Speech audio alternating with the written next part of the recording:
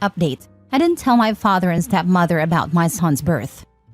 Original post: My 26 female father, 59 male, has been dating Paula, 38 female, for 4 years. I never got to know her well, as I was about to move out when we met. My sister, 20 female, still lives between our parents and likes Paula but finds her annoying. Paula has an odd attitude towards pregnancy. It became the most obvious when my cousin announced she was expecting back in 2021. Her daughter would be the first great-grandchild. We hadn't been sure my grandma would be around for that. And after an emotional announcement in which everyone was overjoyed, Paula commented that she felt it wasn't a big deal and didn't get what all the fuss was about. She kept that stance for all 9 months. But once the baby was born, Paula suddenly became a bit too interested in her, which my cousin was clearly uncomfortable with. My husband, 28 male, and I announced our pregnancy earlier this year. At first, my father was over the moon. Since this is his first grandchild, I believe that would last. But as I heard from my sister, Paula has just as condescending as we expected, if not more. Whenever I announced anything about my pregnancy or baby, gender, first kicks, ultrasound pictures, etc., Paula always reacted with one of 3 phrases. Okay, that's not that big a deal, or is that all she talks about these days?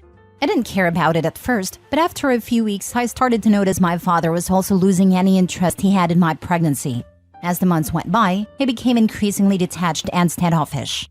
He started to either ignore or not pay attention to most of the updates I made on my baby. He also didn't come to our name reveal. We did that instead of a gender reveal. It was literally just a lunch party with a game we made up, or the baby shower because, and I quote, Paula doesn't think it's worth it. My son was born on Halloween, and I decided not to tell my father and Paula. After almost 9 months of excuses and disinterest, I didn't see any reason to. I was in the hospital for 4 days, during which only mine and my husband's closest friends and family visited us. The day before we left, I posted a picture of my son on Instagram, and that's when my father found out. He called to ask why I hadn't told him and Paula or invited them to meet my baby, and I didn't lie. They didn't make any efforts to get involved, both emotionally and physically, during my pregnancy, so they'd have to wait for baby news like everybody else.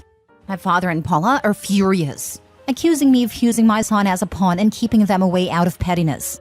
They're saying I'm holding the fact that they missed a few dumb parties against them. My husband and pretty much my whole family agrees with me. My sister, while mostly on my side, still thinks I should have told my father, since this is his first grandchild, and he had to find out he was born through social media. She thinks this is all Paula's fault, and I should apologize to our dad. Am I the a-hole? Now for the top comments before reading the update. Info: Has Paula ever been pregnant/had kids herself? Her disinterest in pregnancy details and then being super into her cousin's baby once they were born seems to me like it's her being jealous that she never went through that. No, but from what I gather, she doesn't want to. And of course, there's nothing wrong with that. But this really comes across to me as her having unresolved feelings about her decision to not have kids. Perhaps her feelings are exacerbated by people around her having kids, her getting older, being with a much older man, etc. She sounds like she's trying to convince herself and everyone else that because she didn't have kids, she has to poo-poo on anyone that wants to celebrate those milestones that she didn't ever have. You're not the a-hole. Not the a-hole. Your dad made a choice, and that choice was to care more about Paula's feelings than yours.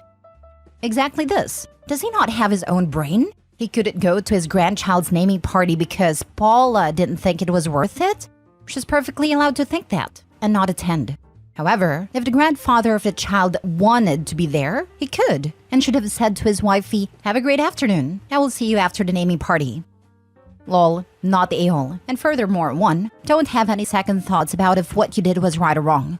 2. The BS. He, your pops, might not have / probably didn't know or wasn't aware. It's all bull. He is a grown man who has children of his own. He knows everything that happens during a pregnancy. 3. You get what you give. No relationship should be an excuse to treat people horrible. It gave off "I don't care" vibes, and you just reflect it back.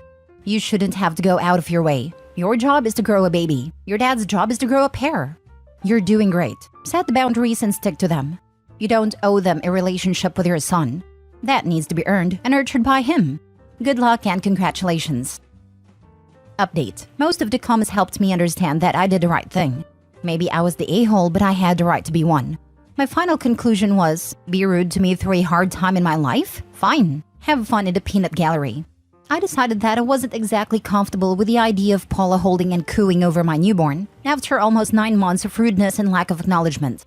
So, I told my father that while he was free to come to my apartment and meet his grandson for the first time, I didn't want Paula to tag along. My intentions weren't to ban her forever, but rather to just wait a month or two, or in a perfect world, until she apologized. We had a small fight over it, but my dad agreed and came to meet him without Paula. He visited us a couple more times that week.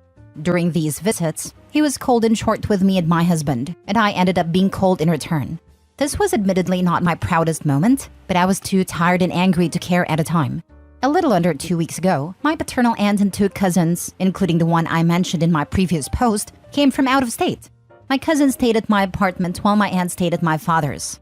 During her stay, my aunt caught several instances of Paula openly bad-mouthing me and my unfair treatment of her, but didn't comment on it at first. And then the day before she left, she watched my father not only agree with Paula, but call me childish and ungrateful as well. Like most of my family, my aunt knew the whole story. She told them both off for how they treated me during my pregnancy. My sister was there and eventually joined in. The result was apparently a huge fight between all 4 of them. Eventually, my sister started crying. She drove to my place and told me everything before falling asleep on my couch. My father called me and we fought. It lasted about 40 minutes. And after countless attempts on his part to play the "but I'm your father" card, I managed to make it clear that I owe Paula nothing, least of all my time and attention. The next day, my aunt came over for lunch. She told us that after our argument, there was another massive fight, this time between my dad and Paula. She didn't pick up on specific words, only screaming. A few days later, my dad called me again. He apologized and promised to try to be more involved. I'm not sure how sincere he was. I accepted the apology but told him he's on thin ice. I will help him be a part of our lives, but I refuse to be the only one making that effort. It's not my job to try to engage him in things he shows no interest in. And if he doesn't get invested in something, he can't expect to be treated the same as the people who do. My sister went back to his place a few days later. Paula wasn't there. Apparently, she's staying with her mother for a while. Neither of us know anything else about that. If this turns out to be an actual breakup, my father will probably wait a while to confirm it. I never wished ill on her, but I'd be lying if I said I had faith in their relationship, or any of my father's for that matter. Countless fights and a cluster feeding newborn later, I'm exhausted. I'm glad this is over. My relationship with my father is still very strained, and I'm not particularly proud of how things turned out. But my main focus now is my son, and it warms my soul to witness how loved he already is. From the bottom of my heart, thank you all. It seems to me your father has started making efforts before the possible breakup. Him visiting a couple of times looks like a step in the direction of paying attention, hoping for your relationship will improve and becoming a positive part of your and your son's life. I hope so too. I don't want him to tarnish his relationship with his grandson. It sounds like there's a good possibility he might have realized how much he might miss. The determining factor is sadly if Paula is gone for good, since it's clear her influence was the problem. You're right to not be the only one making an effort. I feel sorry for your father. It seems he was genuinely interested in your pregnancy, but Paula's attitude poisoned him and sucked out all of his enthusiasm to the point that he missed the birth of his first grandchild. I'm not saying you were wrong to leave them out of the loop. He needed a wake-up call. But if he keeps making an effort to participate in your and your son's life, you should give him a chance. Let's hope he has learned his lesson should Paula actually come back. I'm giving him a chance, but again, I won't be the only one making the effort to get him involved. Next story. Am I the a-hole for telling my half-sister she and her siblings can figure stuff out with dad on their own? I'm 36 female, have a brother 38 male, and we have 3 half-siblings from our dad's second marriage, 25 female, 23 male, and 21 male. My brother and I lost our mom as kids. Our dad took a year and told us that was enough time hanging on to the past. He remarried within a year of saying that, so a little under 2 years after the death of our mom. He told us once people die, they need to be left in the past after a period of time, and you work on filling their role and replacing them as much as you possibly can. The whole thing was gross. He would become extremely frustrated when we did not leave mom in the past. His second wife was also part of his mindset. It worked for her, so she really pushed for us to do the same. When she was pregnant with half-sister, she told us it would be unfair for the baby to be born into a disunited family, and that my brother and I had to accept she was our mom now and she had taken her place. Dad was cheering her on with that little talk. My brother and I were never close to our half-siblings. They picked up a lot of their parents' attitude about, we should leave mom in the past and let second wife be mom. They blamed us for others knowing we were not a true nuclear family, and instead were a blended family. I never cared. My brother enjoyed seeing dad and second wife have egg in their face when they would claim we were her kids, and people knew because of us that she was a stepmother at best, but more like a dad's wife. Second wife died a few months ago, and half-siblings all believed dad would be widowed for the rest of his life, and not remarry because he loved their mom so much. They wanted to talk to him about having one of them live with him, or for him to live with half-sister. But he told them he was already looking for his replacement wife. Half-siblings went nuts and tried to involve my brother and me, but this has nothing to do with us. Neither of us have talked to dad in almost 2 decades. We hardly talk to them even. My half-sister decided she wanted a face-to-face talk about this with me, where she tried to say, as the only 2 girls, and how unfair it was to her mom for dad to replace her. She told me we need to get on board and help them with dad, and figure out how to stop him. I told her that was none of our concern, and dad replaced my mom, so I wouldn't care if he replaced someone I never cared about. She told me I should care, and her mom did an amazing job with my brother and me. I told her she and her brothers are adults and are way older than my brother and I were when we lost mom and dad remarried, so they can figure this out with dad without us. I also reiterated I would not lend any assistance with this. I was told I was a crappy sister, person, daughter, and that I freaking suck. Am I the a-hole? Not the a-hole. Some people cannot be alone, and your father seems to fit into that category. Whether or not your father marries for a 3rd time is his decision. He didn't care what his children felt about remarrying after his first wife died. What makes your half-siblings think this time will be any different? You are all adults, and it's not a problem that has to be solved, and you told your sister as much. I think they believed he loved their mom more and so he would never do that again.